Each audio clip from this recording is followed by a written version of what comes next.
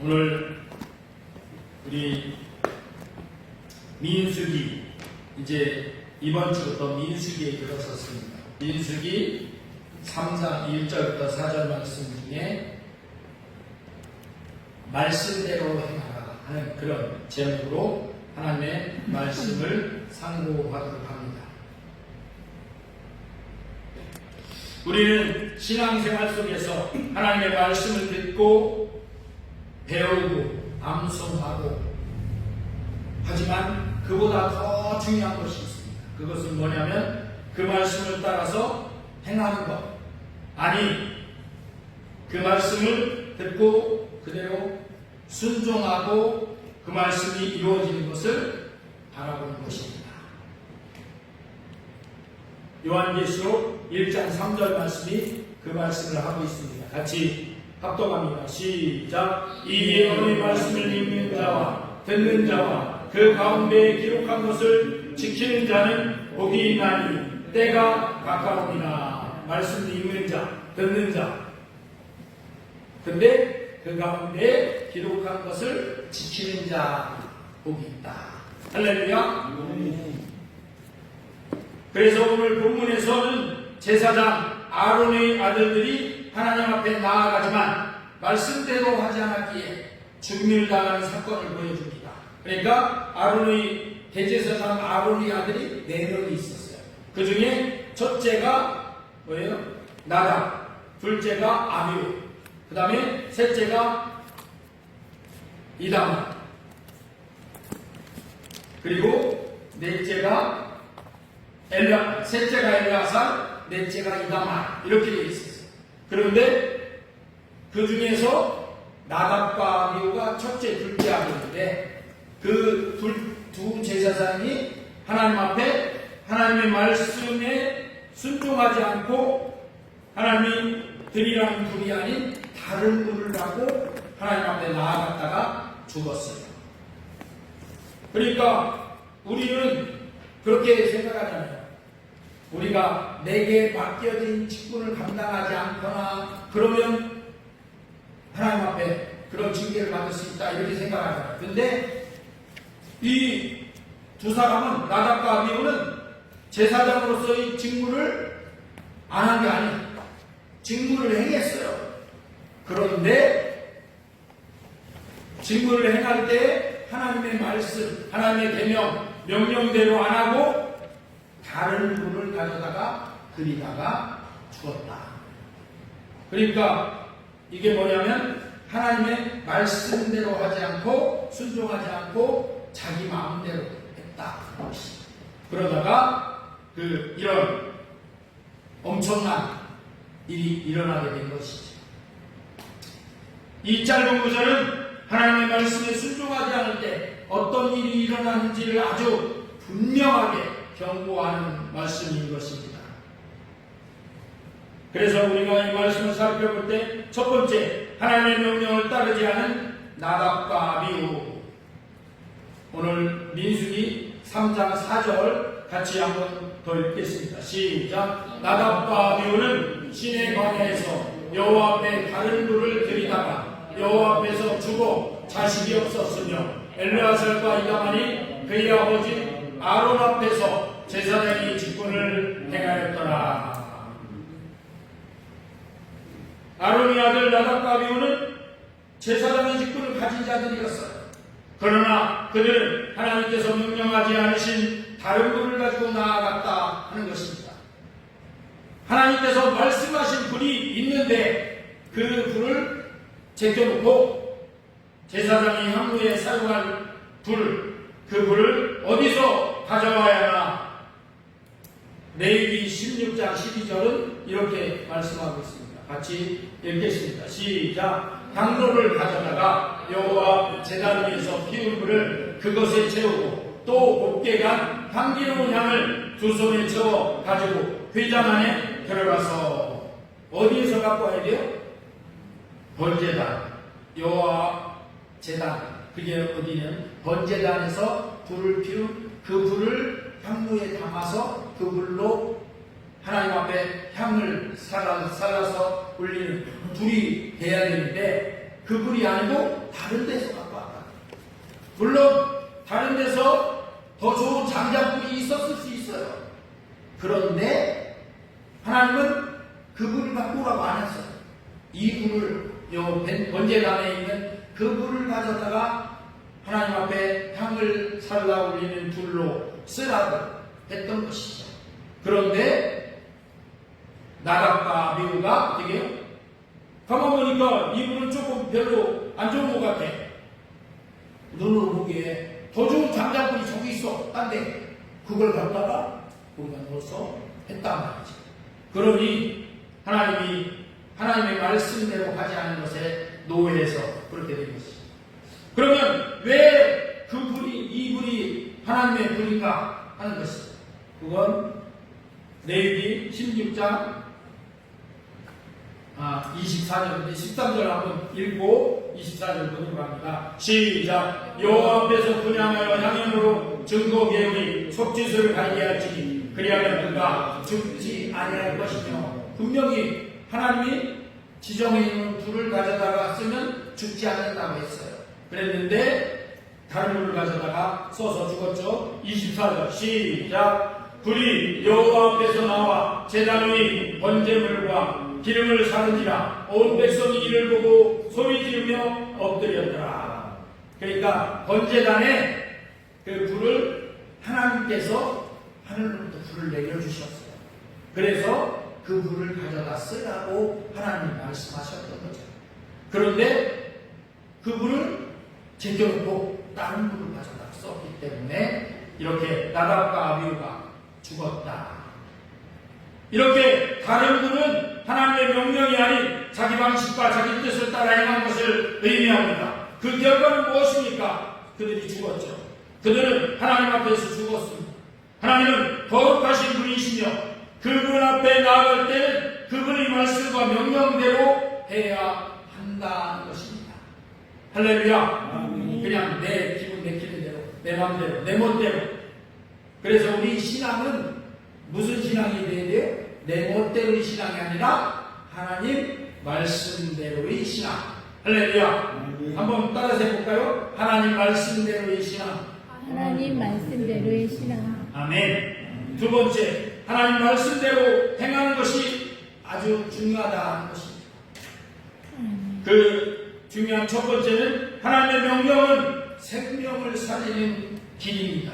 신명기 30장 16절 시작. 곧 내가 오늘 내게 명령하여 내 하나님 여호와를 사랑하고 그 모든 길로 행하며 그의 명령과 계명과 법도를 지키라 하는 것이라. 그리하면 내가 생존하며 번성할 것이요 또 내 하나님 여호와께서 내가 가서 차지할 땅에서 내게 복을 주실 것이니라.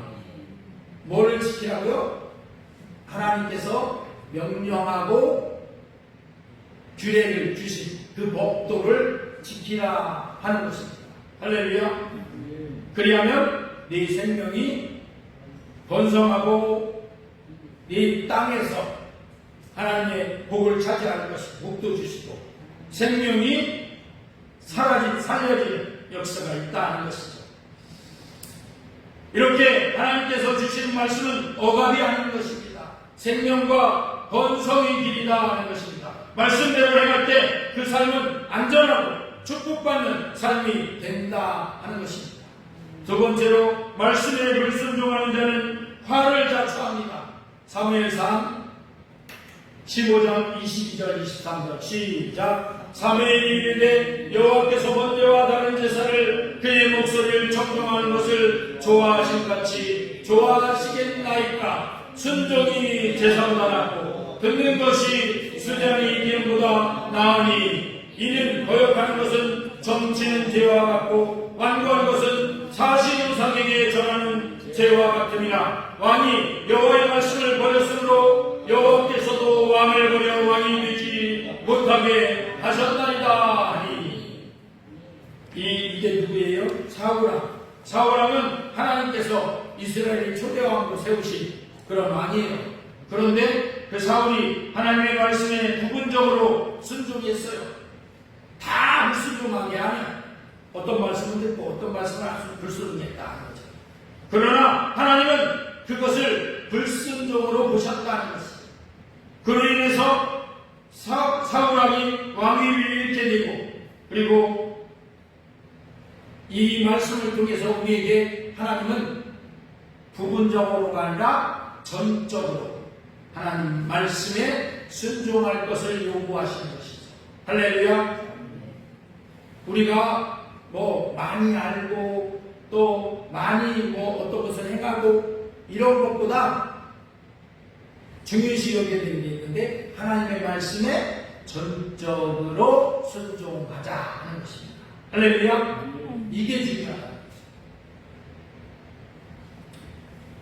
세 번째로, 말씀에 순종하는 자는 하나님과 동행하는 사람인 것입니다. 요한복음 14장 23절 시작. 예수께서 대답하여 이르시되 사람이 나를 사랑하면 내 말을 지키리니 내 아버지께서 그를 사랑하실 것이요 우리가 그에게 가서 거처를 그와 함께 하리라. 예수님의 말씀을 지키는 자와 함께 해주시겠다, 동행해 주시겠다 그랬죠.